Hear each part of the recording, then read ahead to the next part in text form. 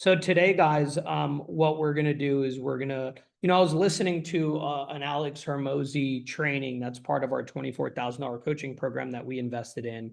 And I said, instead of me talking and training about it, first, let's listen to his part of the training, and then we will debrief it and actually talk in person live, how it gets adapted to real estate. So we're going to do that today. We're going to share an actual video. And I started here 3 minutes in because, he's kind of rambling in the beginning. So what I asked you guys to do is take some notes and always ask yourself, how can this be applicable to my business, right? To your real estate business? Because Alex Hormozi is talking to business owners, that are global, right? There's people everywhere. They do all sorts of different things. And what we're going to do is we're taking his information and his content, and we're saying, how can we apply it to the realtor here in New Jersey? Okay. And I have all my notes here on my phone, which will debrief the video after the fact. Just give me a thumb, guys. I'm going to hit play. Just give me a thumbs up if you can hear Alex. Let me start with the definition of selling. And I want to start with this because I think honestly, it's just really important. It's how I start my ACQ sales handbook, which is our internal handbook. And I think it'll just kind of set kind of the tone for everything else. All right. So I'll read this it's the first thing that a new salesman at acquisition.com reads when they get their job. So I feel like it was kind of telling to set the day this way. All right. If you execute everything in this handbook, you'll become an expert at selling. And so for this workshop, easily the top 1% or even the top 0.1%. But you cannot get there without first understanding what selling is. And rather than only define it, I'll set the frame with a powerful story. An arrogant student interrupts a psychology seminar and scoffs. Look, man, everyone knows you can lead a horse to water, but you can't make it drink. Acting as if he had just shared some profound wisdom. The psychology professor paused and looked at the student. That, he said slowly, is the best way to make yourself powerless. The room fell silent. You assume the environment doesn't matter. You assume we can change nothing that affects whether the horse drinks. But you're wrong. So he made his way over to the blackboard, chalk in hand. If you want the horse to drink, see if I can act this out in real time. If you want the horse to drink,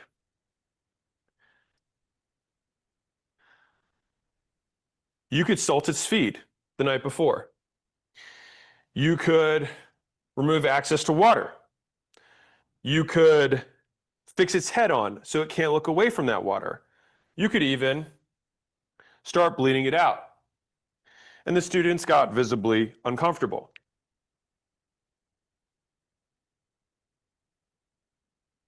There we go. The professor turned back to the class, his eyes sharp. I could go on, but I think you get the point. With every change, the chance the horse drinks gets closer to 100%.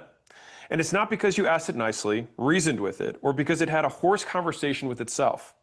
It drinks because, and only because, the situation makes drinking the most likely response.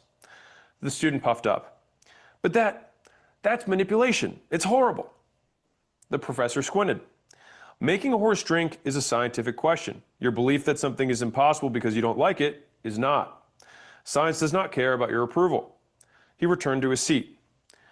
You can hide from the truth with any fantasy you'd like, but real outcomes happen in the real world. For that reason, they are subject to the conditions of the real world. And that can only mean one thing. If you control the conditions, you control the outcome. And I like to set the frame for the day with this in mind, because there's a lot of times that we want to cast our power about our ability to persuade onto other people or onto situations or whatever. But the reality is that and I use this example a lot, but wherever you guys are right now, if I wanted to get every single person naked, I genuinely believe I could do it. Now, how could I do that? Well, if I could control all the conditions, which would be that I lock you in your room, right? I blast the heat to 200 degrees. Within a few hours, all of you would take all of your clothes off. And so it wasn't because you had a horse conversation with yourself. It's not because I persuaded you in some very compelling way. It was because I controlled the conditions. And so the idea here is that if we want a desired behavior or we want a desired outcome from a prospect, then we want to control as many conditions as possible. And to be clear, we can't control all the conditions, but we want to control as many as we possibly can that maximize the likelihood of a sale. And the reason I see selling as such a, I don't know, maybe I'm romantic about it, is that it's just it's kind of this wild expertise in trying to control chaos. There's unlimited variables that affect people. And we couldn't actually guarantee 100% of people buy because we can't control someone's history of reinforcement coming into a conversation. Now, we could guarantee someone bought if we got to control their lives from the time they were born until the time they got to our sales table. We can't do that. And so we just try and control as many of the variables as we possibly can. And so our goal here, right, why do we do this, is to maximize the likelihood that a qualified leads buy. That's it. So that is the outcome, is that maximize the likelihood qualified leads become customers. And so the idea here is that, and because sales is additive in nature rather than 0 to 1, sales is in that we're going to control a variable and it's going to add 5%. 1 out of 20 people who weren't going to buy now buy because of this one variable. We're going to add another variable that gets another 1 out of 20 people to buy. So that gives us another 5%. And I would encourage you to think about sales in this way. It's controlling many variables rather than saying there's one silver bullet. Sometimes like an amazing hook can be a silver bullet. Sometimes an amazing message or kind of a brand. These are kind of big silver bullets that take many golden beams to accomplish, but then once you have established them can create huge changes in a business, seemingly overnight. Sales is not that way, at least in my experience. It's so much more additive that there's many small things that when put together create the outcome.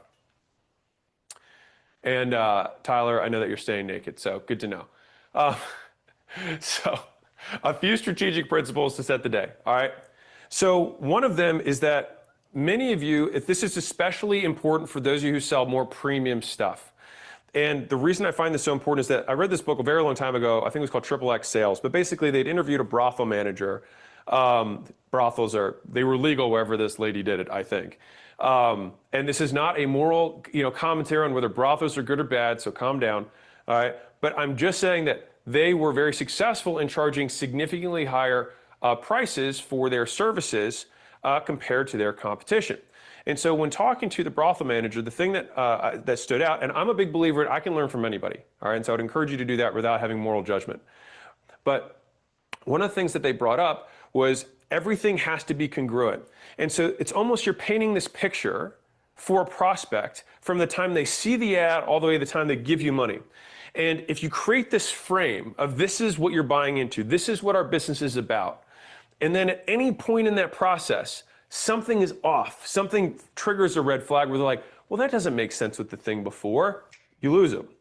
And so I would say that above all else, we want to make sure congruence is true throughout the funnel. So if you would like to have if you guys want to have something that will kick you in the stomach and make you feel terrible, this is what I would encourage you to do. So this is action item number 1 of the day. Go to a brothel. I'm kidding. Action item number 1 of the day is go through your entire sales process. All right? Go through the entire sales process. Go through it as a prospect would. So change the name, change the email, change the number, whatever, and actually walk through it with your team. And if you don't have a team and it's just you, walk through at least the click flow as a consumer might. And what you might find surprising and terrible is that there's a lot of pieces that feel really clunky, that don't feel smooth, that don't make sense. This part says it's going to do this, and then we go to somewhere else because you've iterated this thing a couple times over the years, and you've never actually smoothed out the edges.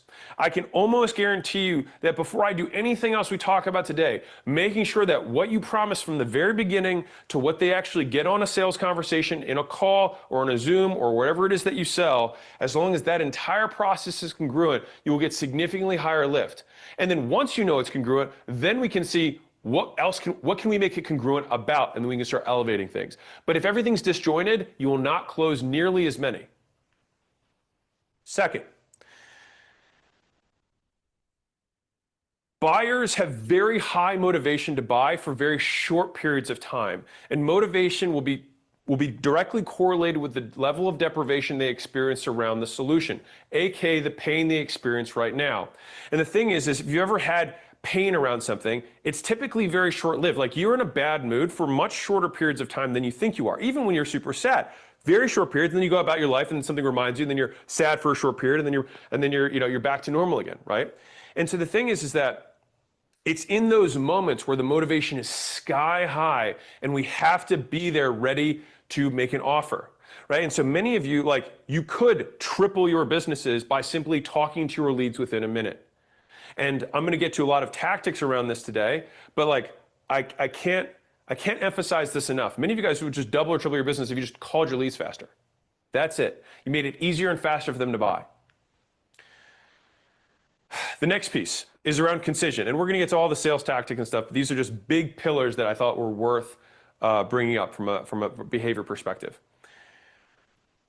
I think what separates exceptional copy from mediocre copy is clarity. The more I've been selling, the more I've been marketing, the more I've been persuading, I have lost so much of my mythology around all the NLP and all these language patterns and all this stuff. Like, most people are confused and they're distracted and they have no idea what you're talking about. So like, you just have to speak to them in a third grade language, not because they're dumb, but because they don't care. And you need to make it so easy for them to consume that they don't even use any mental brain power to process what you're saying, so that you can just allow the message to do the work and not let their brain try to process it and then make a judgment on it. And so whenever you're in doubt about your messaging in your entire sales process or the scripting itself, just look back and say, can I dumb this down to a third grade reading level so that I use no words that someone has to think about in order to make a decision? Like, across the board, and I've done this more times than I can count, if I want to improve a campaign, I literally take all the copy all the way through the funnel and the script, I put it through a reading calculator, and I get it below 5th grade. 3rd grade is amazing, 5th grade is usually more normal. All right? But you want to get it as low as grade possible. And if you just do that, you will see 10, 20, 30, 50% improvements overnight without actually changing what you say, but only how you said it, because you made it easy. Now, I've talked about this at length at our workshops that we hold here, but I will, for those of you who have not been here in person, I want to outline a concept for you that I think is really powerful. So, who here has heard the concept that there are emotional buyers and there are logical buyers? Let me hear in the chat. Who here has heard that concept, right? Great. And I heard this concept as well, and I believed it because somebody on a stage said it, and I nodded my head and said, that person makes more money than me, therefore I will listen to everything they say, right? After thinking about it a lot more, I actually don't think that's true, and I'll explain why. So I believe that there are high information buyers and there are low information buyers. But to be clear, it's not binary. It's not high or low information. It's not logical emotional. It's high to low, meaning that they exist on a continuum.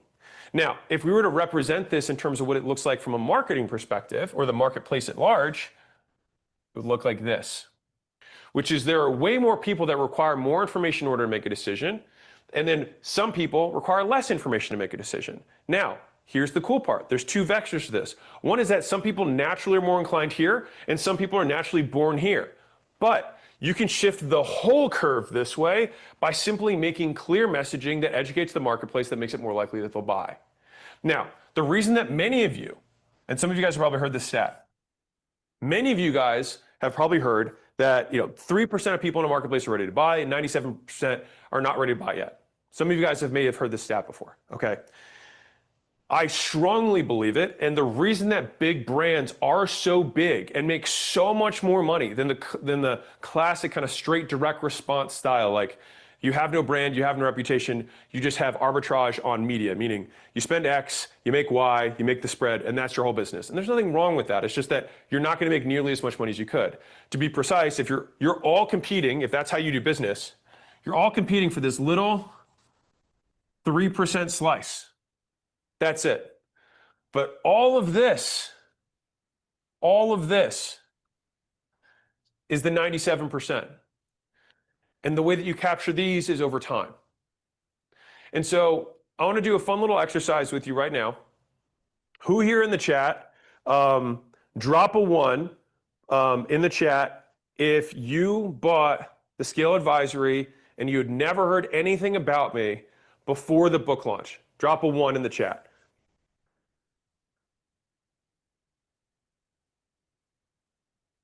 Y'all are crazy. This is totally going to make my point wild. Okay, so look, there's like 10 people there. 10. There's 1,000 people in Scale Advisory. So 0.1%. All right, and maybe of the 10, half of you guys didn't understand the question, right? It's a super, super small percentage, right? It's not even 1%. 1% would be 10, so I guess it is 1%, right? Now, I want to do another one. Who here had heard of me only from the book launch, only in the last 6 weeks prior to the launch? Put a 2 in the chat. Put a 2 in the chat if you heard about my stuff like for the first time within the last 3 months, or sorry, the last 6 weeks before the launch. Okay, got a couple 2s, a few 2s. Crystal, you were a 1. Killing me, Crystal. Okay, not many. Now, who here, and I'm just going to prove the point. Yeah, you're good, Crystal. Who here had, and I'm gonna exaggerate it to make a point. Who here had heard of my stuff for over a year? So 12 months. It'd been at least 12 months. Drop. You already know I'm going to say 3. So drop a 3.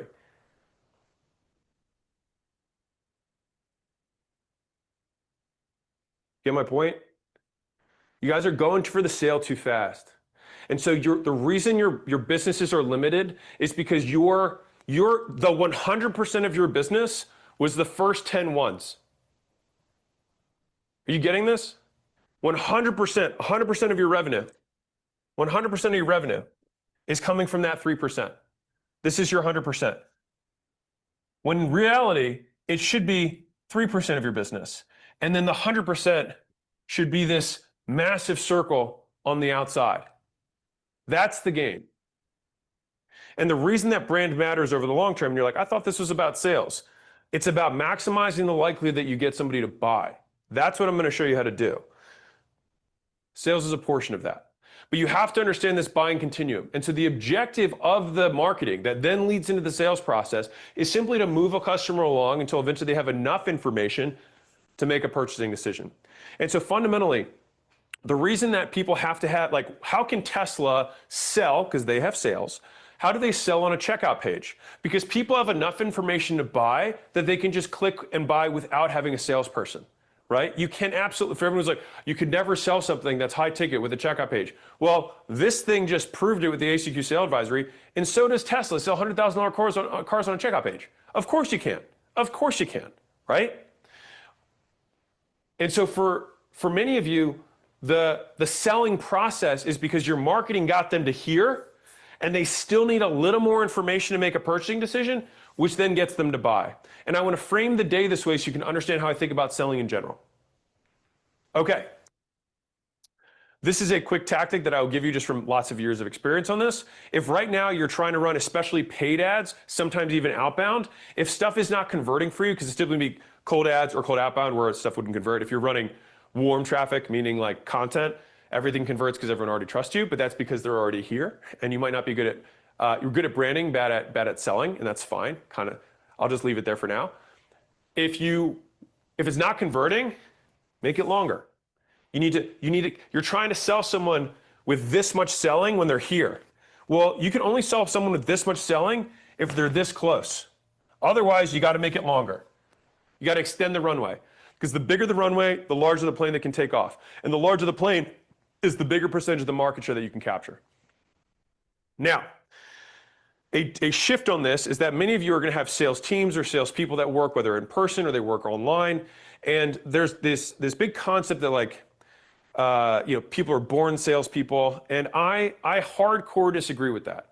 I think some people over the years leading into their job interview with you will have learned different skills than other people. And if they have some skills that already overlap with many of the generalized skills that are required for selling, then there's less training that must occur. But fundamentally, if you can learn it, it's trainable, period.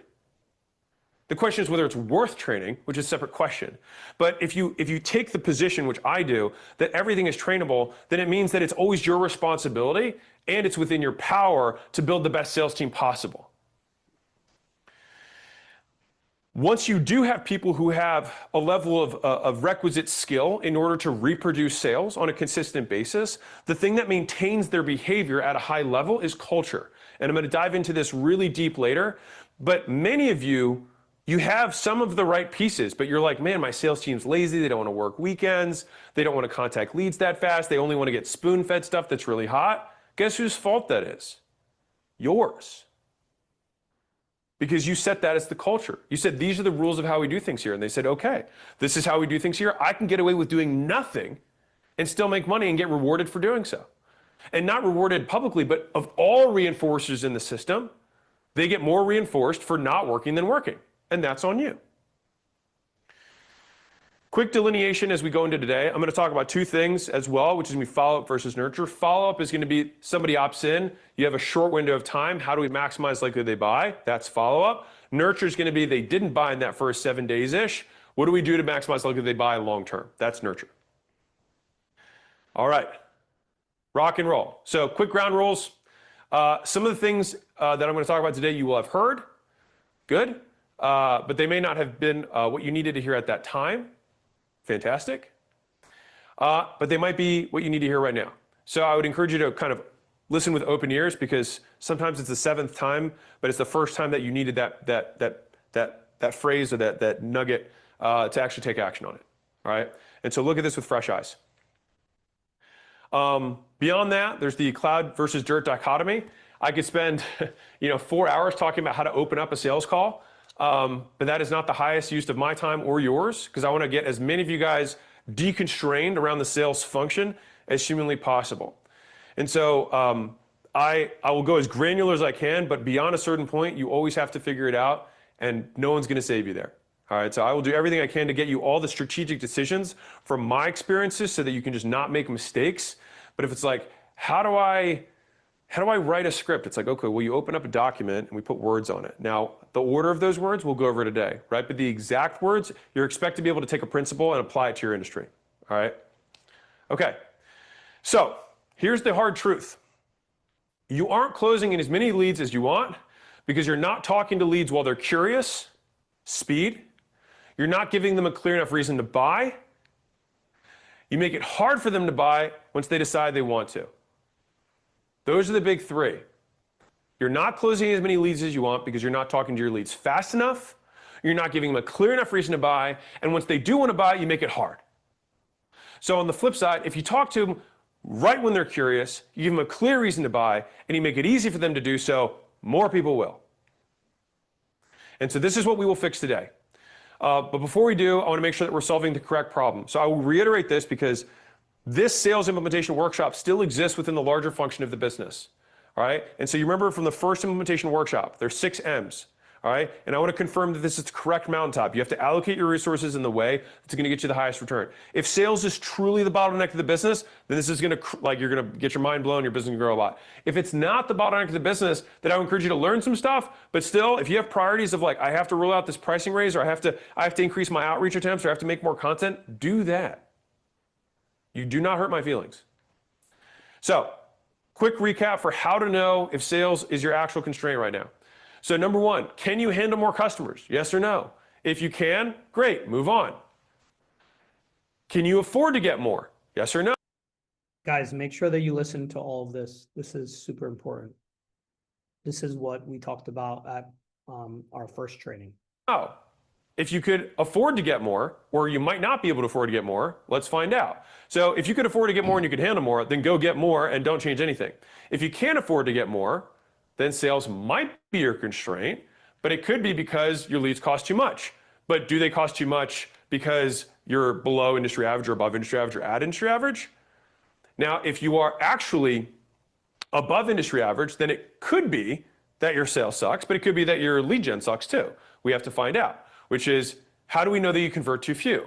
Well, there are different benchmarks that I'm going to try and touch on at the end of the day in terms of conversion mechanism, but this is probably the hardest one for me to say, because this is where pattern recognition is so valuable. Because if you're closing, 15% of Facebook leads as a brick and mortar business that's service, I'd be like, doing great. If you're closing 15% of clicks that get to your e-commerce page, you have a god tier page and you should not touch anything, and it's probably not even true, right? If you convert 2% of webinar opt-ins, you're doing great. So everything kind of depends on what the kind of benchmarks are. And this is where I'm gonna have to, I'll probably end up having to come up with a good, it's just, there's so many different ways to sell. But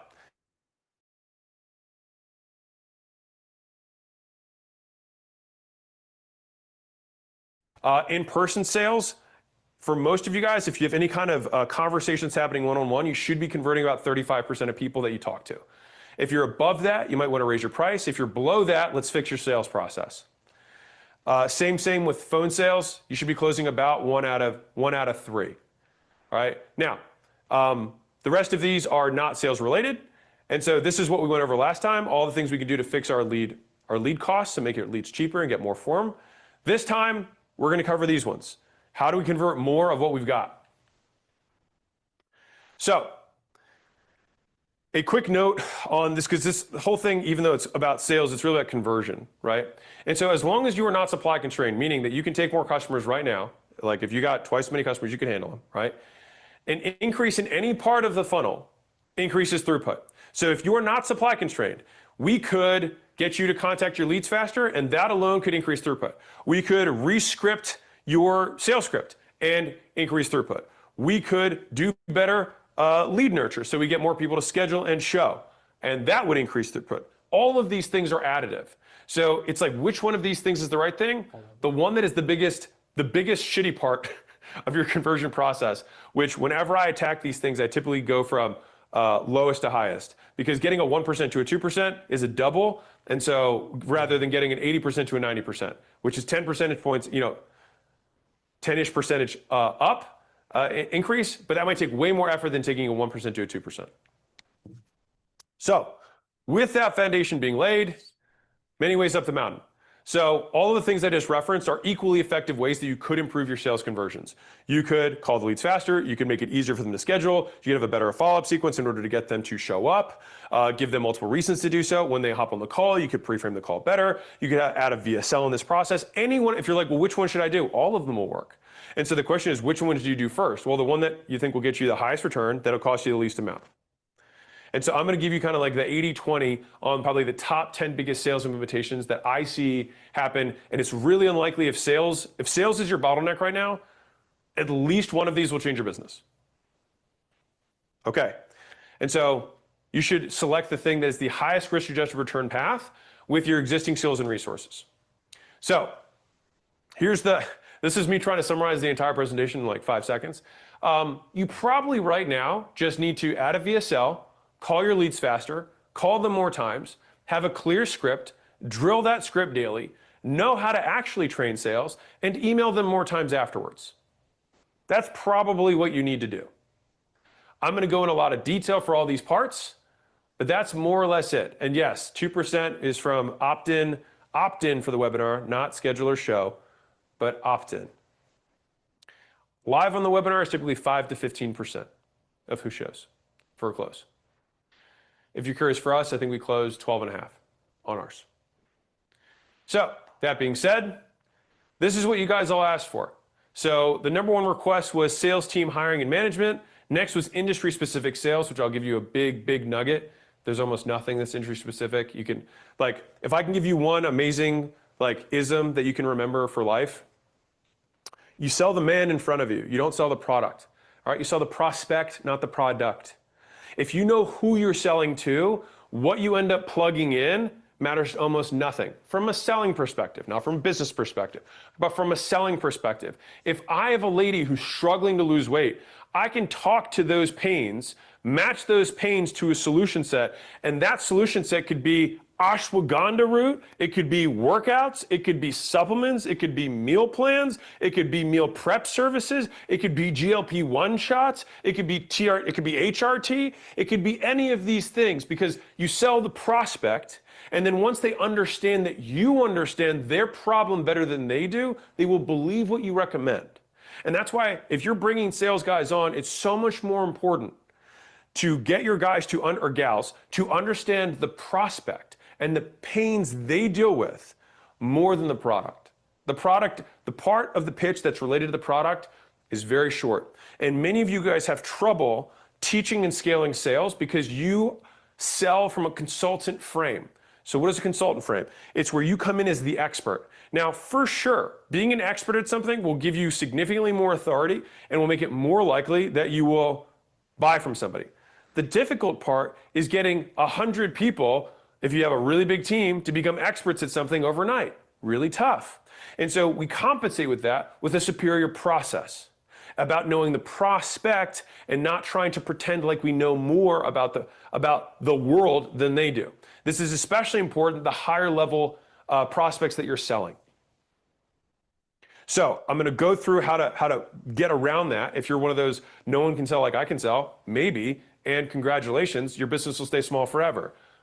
Probably not not the award you want to win. So is there a way, what we should frame it is there a way that I can take what I know about sales and put it in a way that anybody can follow the process and still get closes? And that's what we'll go through, all right? Now, as we go through this, objection handling is a big one. I'll talk about that for a big chunk of time. Close rate conversions, we'll talk about that.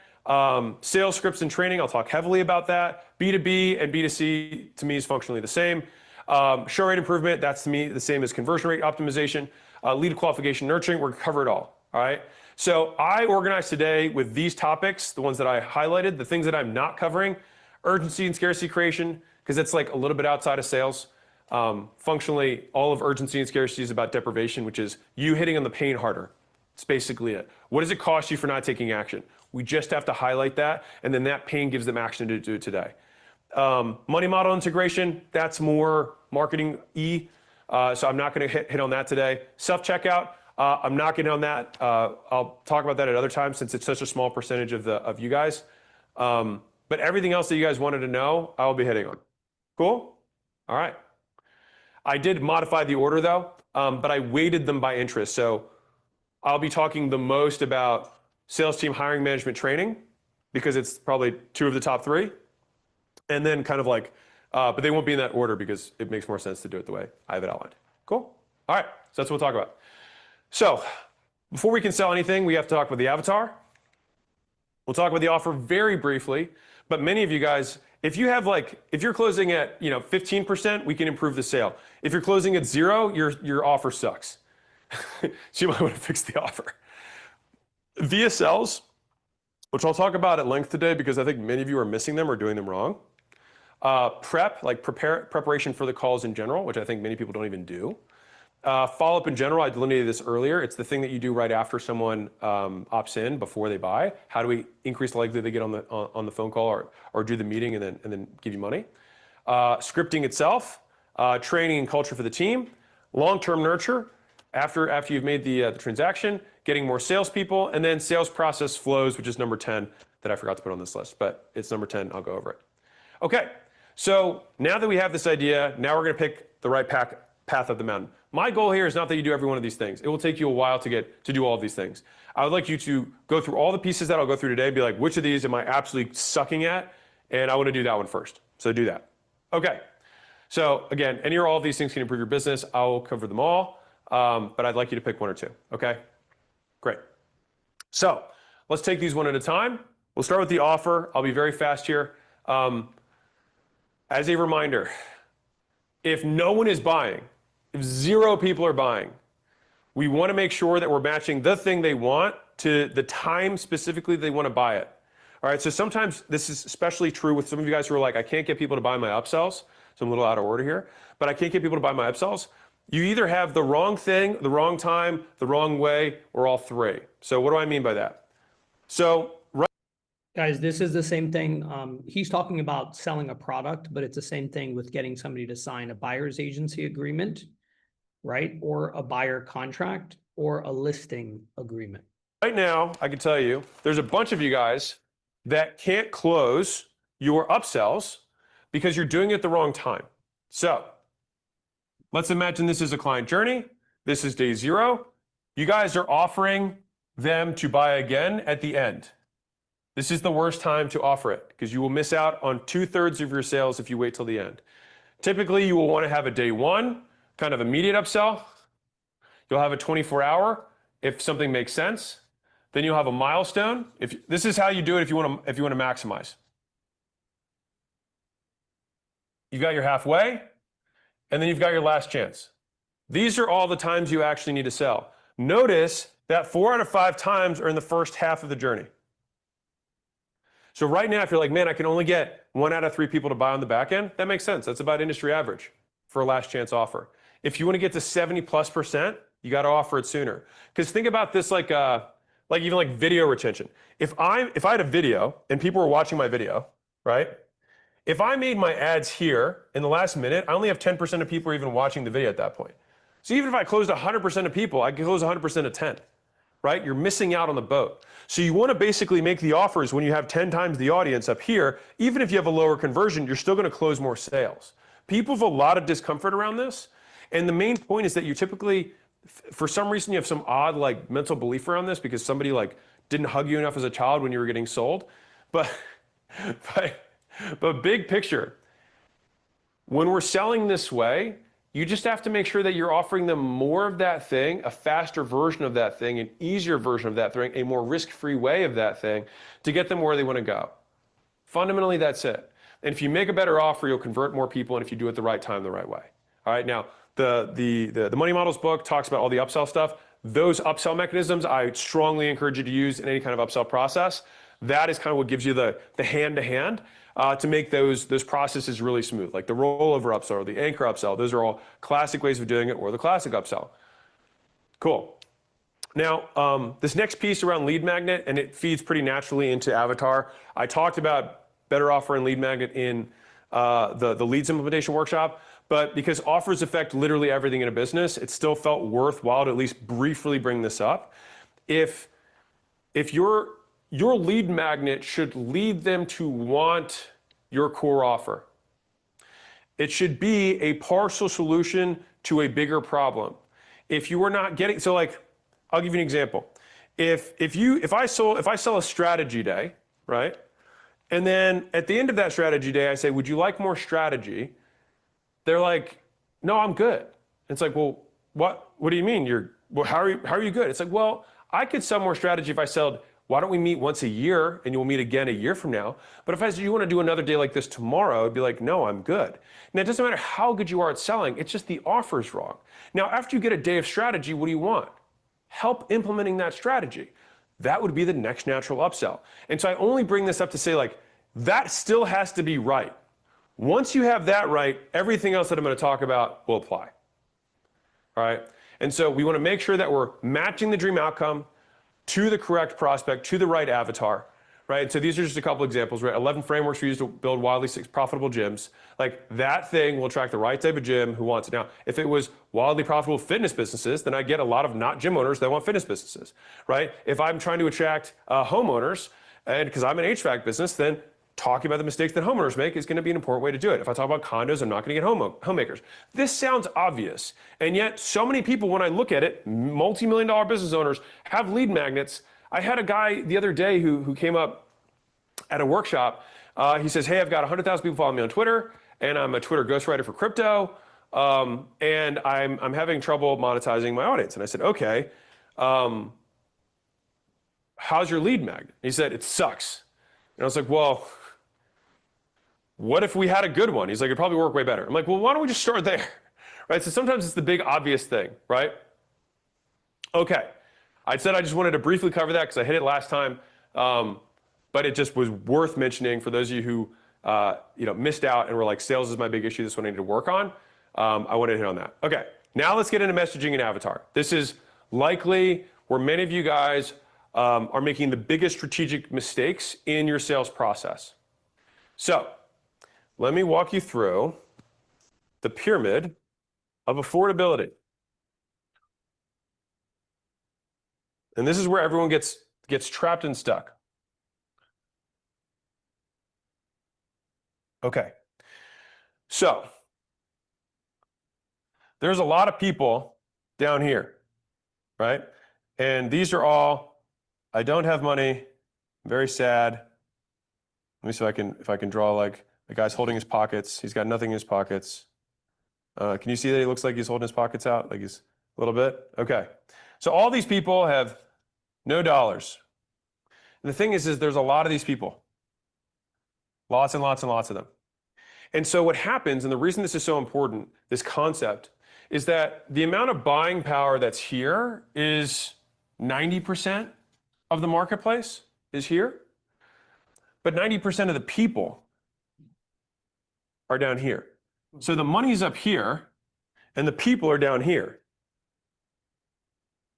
This creates an obvious problem. Because if you don't have lead qualifications, you will fill up your funnel with all of these. And then what happens? You then say, well, we have to keep lowering our price so that we can get these people to buy. But by doing that, you're just trying to cater to the people who are going to cause you the most headaches. The only way to serve this audience is something that is entirely automated. It's the only way. Like, there are absolutely ways to make billions of dollars from this audience because there's a lot of people here. But you got to find a way so that the incremental cost of serving a customer is zero. That's how it has to work. Otherwise, you got to go here. It's just the nature of the business. You want to make as much money as you possibly can so that you can build out the infrastructure that you can eventually serve these people. There's a reason that school was something I was able to do 15 years into my career, not as the first thing that I did, right? Because it's very hard to serve people who are just starting out, who just want to start a business. Very, very tough, right? There's a reason that we have qualifications for our workshops. I know that 80, 90% of the lead flow that comes in for our workshops is literally unqualified. We just toss it out. But imagine if we said, no, we have to find a way to sell a product that sells to all of them. Well, maybe the correct product for these people would be priced at, $25,000. I'm just making this up, right? But maybe to get the correct price here, it'd be $250. But maybe my cost on this might be like $100. And my cost on this might be $1,000. I'm going to make so much more money. All right. So we're going to end today with that. As far as that video, we're 43 minutes in, so I'll keep track of that so we could watch the remaining amount. Can you guys hear me? Yeah? Okay, awesome. So like I promised in the chat, if you were following on the chat, we were writing a bunch of notes. We have, I want to give you guys a document with a bunch of notes. Actually, I'm just going to copy and paste the ChatGPT prompt because one of the things that he said that I feel was very, very valuable, and I'll email everybody the chat script because we have it in the recording. Actually, I'll put it into Agents Rock Academy under the resources, just like we've done the slide decks. But look at the chat real quick. So he talked about how it's very important to audit your sales process, right? And he talked about how when you do emails, when you do newsletters, when you do, any sort of social media post, you want to make it where people aren't thinking, right? That they don't have to think, they don't have to use any brain power to consume your content. If you make it where they're not using their brain to consume your content, you're going to get a higher conversion. You're going to get more click-throughs. You're going to get more DMs. You're going to get more people replying to your email, and they're going to reply to your call to action. What sometimes we try to do is act too smart, and it hurts us, right? So here is a prompt in the chat where you can copy and paste it and then put your text of whatever it is that you're writing, your email, your post, to make it a third grade reading level. So it's very, very easy for people to consume. So like as a good example, if you have a postcard and it's complicated or a newsletter that's complicated, you're probably going to get a lower conversion rate. You might get an open rate, but you might not get anybody responding to you or clicking through the call to action. Even on your first-time homebuyer seminars. So we just recently did a first-time homebuyer seminar. And to give you some stats, we're applying the things that Alex Hormozi is talking about to the real estate industry, right? We're doing marketing, right? We're getting people to first-time homebuyer seminars. We had 25 people register for our first-time homebuyer seminar. Only, I think it was 10 or 11 people that actually showed up because it's a free event, right? So about 50% of people are typically going to show up. This was a little bit less, which tells me that we could do a better job in emailing people and calling them and text blasting them to get to the event, selling them on why they should use their time for our first-time homebuyer seminar, right? We can get that up a little bit. From the 10, it was actually 10 people that attended the seminar. From the 10 people, 6 people converted to a first-time homebuyer consultation. So we had a 60% conversion from that. So was it worth it to spend 90 minutes on a first-time homebuyer seminar to re-engage buyers that are in our nurture list, or people that are out there interested in potentially buying a house? Of course, right? So what you do is you audit that whole process, including how the consumer is consuming your information, whether it be the emails, it be the text blasts, or the actual first-time homebuyer seminar itself. You can use this ChatGPT prompt to create a better script, shorter, easier to digest, etc. Right? Hopefully you guys were following along in the chat with some of the comments. But one of the big things that he talked about, which everybody should take away from this call, and I know it's very simple, but here are some of my notes. I couldn't pull it up because I was sharing my screen with you guys, right? But it's this. So you aren't closing as many leads as you want because, number one, you're not talking to the leads fast enough.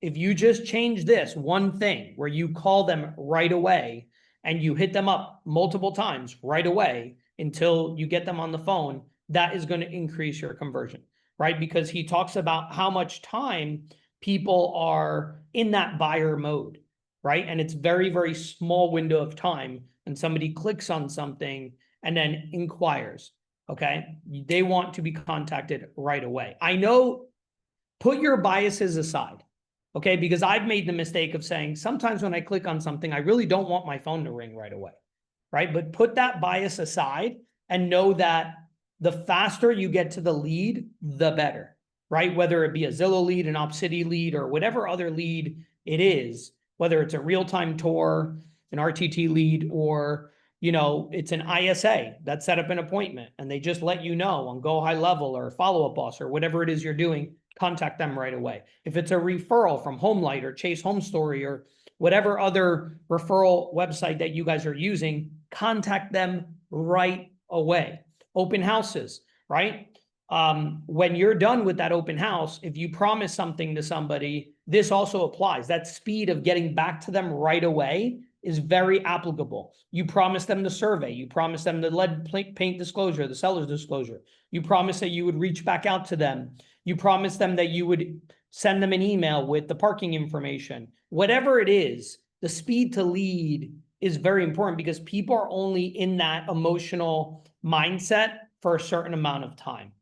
Okay, so do that. Try to get your team, if you have a team and you're a team leader, to get everybody on your team to call those leads immediately, right? And to continue calling them, texting them, have a structured cadence, have high standards for your team. He talked about that as well, that people will lower to the standards of the leader, right, on the team. So if you have a low standard, right, they're going to lower their standard. So you want to hold their feet to the fire and hold them accountable, and check the notes on Follow Up Boss or whatever system you're using to make sure that they are doing what they're supposed to do. And then have consequences if they're not doing it. Pause them. Don't give them any more leads until they work those leads, etc. Because you're setting the rules. Okay, you're setting standards. There's no point in setting standards and a cadence and then those rules don't get enforced. If they don't get enforced, they actually don't exist. It's kind of like having a referee, right, in a basketball or soccer game or football game, and they're not calling any of the, broken rules, right? Somebody walks, somebody double dribbles, and the ref isn't doing anything. Well, then other people are going to do the same thing, and then that rule doesn't really exist, okay? Number two, you're not giving them a clear enough reason to buy. Why are they using you? Why are they going to sign a buyer's agreement? Are you standing out? Do you have a unique selling proposition for that buyer to sign a buyer's agreement other than just seeing that house, right? Are you doing a good job with your script and talking to them about all the things that are important to them? Are you asking them the right questions to figure out their pain points and then selling the prospect, not the house, right? Hey, you told me that your wife is pregnant, and you're going to be, due in the next 3 months. This house checks all your boxes. I know that we're going over asking on this one, but let's think about that. If we don't get this one, right, we got to get moving on these, right? And if you don't, that's okay, but you have to talk to their pain points. You have to talk to why they told you that they want to do this. Same thing with sellers, right? If somebody says, well, I'm selling my property because of X, Y, Z, take note of that. Bring it back up, right? Align it with the goals, especially when you go to ask them for the listing agreement, right? Hey, you told me that you want to move to Florida, right? You don't know where you're going to go yet, but that's okay. You need to have the money before you buy a house. Yes. Well, how soon do you want to be in Florida? You told me you want to be in Florida within 2 or 3 months, right? If that's the case, let's get this property on the market, right? We're going to market it. Everything that we said that we're going to do, we're going to do. Let's get it going. And until you understand what it is that you're going to do over there, we can just have an exclusive agreement for 2 weeks until you understand what neighborhood or what type of property you're going to buy over there. In the meanwhile, we're going to test the market, right, with my exclusive buyer leads, and we're going to be able to have a good idea if this is the right price to go to market with, right? So let's get these paperwork started, right? Let me get your autograph right here saying you're not going to discriminate. That's the Attorney General memorandum, right? And then you have them start signing the paperwork. You close. Okay, number 3, you make it hard for them to buy once they decide they want to, right? Don't talk your way out of a deal. If somebody wants to buy a property, right, and write up an offer, make it easy, right? Okay, great. You know, some people say, well, we need to, I recently went to put an offer on a property in another state, and the agent goes, well, you know, when do you want to meet at my office to put in an offer? I said, what do you mean? I said, just write it up and e-sign it to me. He's like, no, I don't do that. I meet people in my office, and then we do it there. We print it out and we sign it. And I'm like, why? Just go back to your office, make the contract up, you sign it to me, right? So make it easy for people to do what they want to do. If somebody's out of state, you don't have to wait for them to come back, right? A lot of people are like, when are you coming back? Say, oh, no problem. We could do the paperwork online. I do this all the time. Let's jump on a Zoom. I'll walk you through it, right? I'll have everything ready for you, right? You docu-sign it to them. You have them sign it on a Zoom. Don't make it hard for people to do what it is that you want them to do. Try to make it as easy as you possibly can. Same thing with the buyer's agreement. Same thing with everything. Make it simple for people. Highlight the document if you're doing it in person. Highlight, the thing that says you can cancel this within 3 days. Right there, boom. It's highlighted. You're making it easier. You're lowering friction. To sign you up as a listing, you really want that listing, do the easy exit listing agreement that we have at Signature Realty, everybody, right? Make it easy for them, right? Lower the friction. This is a very important thing, very applicable to what it is that we do. Okay. I have a bunch of other notes here, that I took while I was watching it. So I'll send it over to you guys. And I'll also send you the chat with all the notes that we did there. Guys, this stuff that we listen to, the idea is to implement right away, right? So one thing that you could do is call your leads faster, encourage your team to call the leads faster. Number 2, obviously what you can do is audit your experience. What are you doing? How can I make it easier for people to do business with me? And one of the things that he was talking about in the very beginning with the 97% of customers versus the 3% on the information continuum, where you said 3% of people are ready to hire you right now, right? You're going to go on some listing appointments. They've already hired you before you got there, right? They don't need a lot of information. They don't need you to explain every little thing, how you're going to market the property, right? How'd you come up with the price? What are the comparables? 3% of people are ready to sell their house. 3% of people, you're there, you're ready, you're available as a buyer's agent. Okay, fine. They don't need that much information. Okay. But 97% of people need more information. So he was making the point that everybody that bought his program, because everybody watching this program that you guys just watched bought a $24,000 program, right? So he was curious to see who knew him like just in the last month or so, or 3 months or 6 months or 12 months. And most people obviously have been watching his stuff for many, many months before they made that type of investment. Now they have a lot more information. Now you might meet somebody for the very first time. They don't have a lot of information. You're meeting a seller for the very first time. They don't have a lot of information. So what can you do, right? Can you send them videos ahead of time? Can you send them an email with some more information at a 3rd grade reading level, right? Videos about prepping your home, etc., showing that you're a thought leader in the space. If you're not creating that content, if you're not putting yourself in a position to win, right, then you're not really doing a good job. I see a lot of people doing videos, and I don't mean to be a jerk, but some videos are they're not putting you as a thought leader, as an expert. They're just there to get clicks, to get views, to get ha-has. And really, it's not for the customer. Guess who it's for? It's for the other realtors, right? And that's not who your customer is. Your customer is the sellers. Your customer is the buyers, right? So you want to give them more information about the buying process, how they can get good deals. How does the mortgage process work? What other programs are available to them that they didn't know, like the $7,500 grant program? All these things are going to help people get context. And then when they meet you, they're going to sign whatever it is that you want because they already have a lot of the information, right? So of course, if you get a Zillow lead or an OpCity lead, they don't know you that well, but you have to ask yourself, how can I audit this experience? That can I send them something before I meet them to give them more information, so they can have a little bit more context about who I am and how I am the best person to hire. Fadi, you had a question? Yeah. So for a lead, they might have like multiple different pain points, or they might have like different things that are like kind of foggy on. How do you narrow down what they're like missing? Because you're saying like maybe they're not aware of grants, or they might not be aware of the market. If That's I do thought like leadership a stuff. VSL, That's not pain points. So you want to ask them, so, why are you moving today, as an example, right? Why are yeah. you looking to buy a house now? And they're going to tell you. They're going to say, my wife is pregnant, my job relocated, I'm too far from the city, I want to be closer. Now they're making me go back into work. Whatever the case is for them. They're going to tell you, we don't have a backyard where we are. We hate parking. We spend 45 minutes finding parking every day where we are because we're renting and there's no parking included in our rental. Right? So whatever it is that is their pain point, they're going to tell you, and you can obviously dig into that a little bit. But for the sake Okay. of marketing, how do you kind of like cover that? Like for a VSL, like how do you make it so it covers what that Well, person's that's more doing? about like, how can you get the best deal, right? How can you buy a property with $25,000 in equity in it, right? You're telling people what they want to hear to begin with, and then you're getting them to the seminar.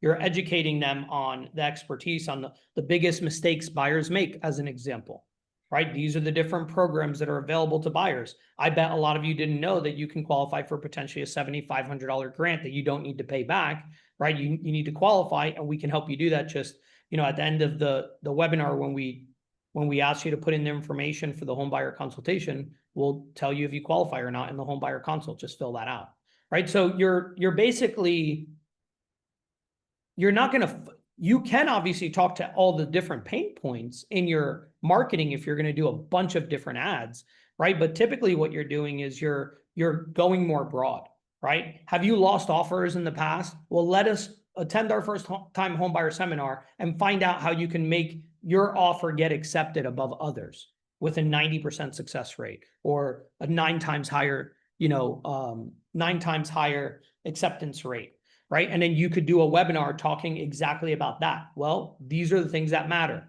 right? First, your agent has to do a really good job of communicating with the listing agent to see what the seller wants, what's important to them. Do they want a flexible closing date, right? Whatever the case is, that's the first step. Number 2, right?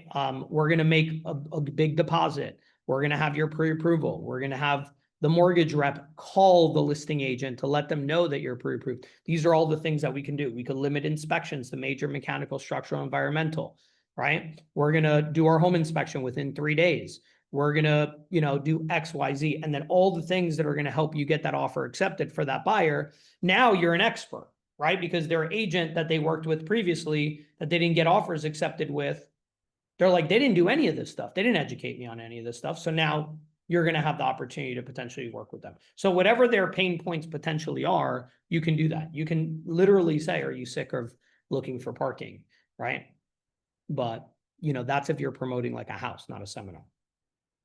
There's you want to write down all the problems. In the previous trainings that we did for the Hormozi stuff, we said, write down all the problems that your clients have, right? Like, for example, a lot of sellers, guys, believe it or not, a lot of their problems are around, well, I don't know where I'm going to go. And number 2, there's a lot of work that needs to be done. Number 3, I have to declutter my property. I don't know how to do that. I don't know, who to call to donate stuff. So you write down those problems and you go, okay, how can I solve them? And now you're marketing to them through your newsletters, through your emails, through your direct mail, through your scripts, through your videos that you have, et cetera. This is how to do this. This is how to do that. This is the service that we provide, right? We can have, like, for example, the other day, we had somebody that needed to paint the interior of their house, and they had to declutter and they had to fix some sheetrock in their house, right? That's why they weren't selling yet, because they didn't resolve that, right? They didn't go on Google and find a painter and they want somebody else to help them with that situation. So if you say, hey, if you have some things to do at your house, right? You want to do some landscaping, you want to declutter, you want to paint something, you got to fix some sheetrock. We have a construction concierge program at Signature Realty where we can help you handle all of these things very, very quickly and help take all that headache off of your, shoulders, right? So that's what I need. Okay, guys, I can't tell you how many times I've been to a CCRC, a continuing care retirement community, and did a training.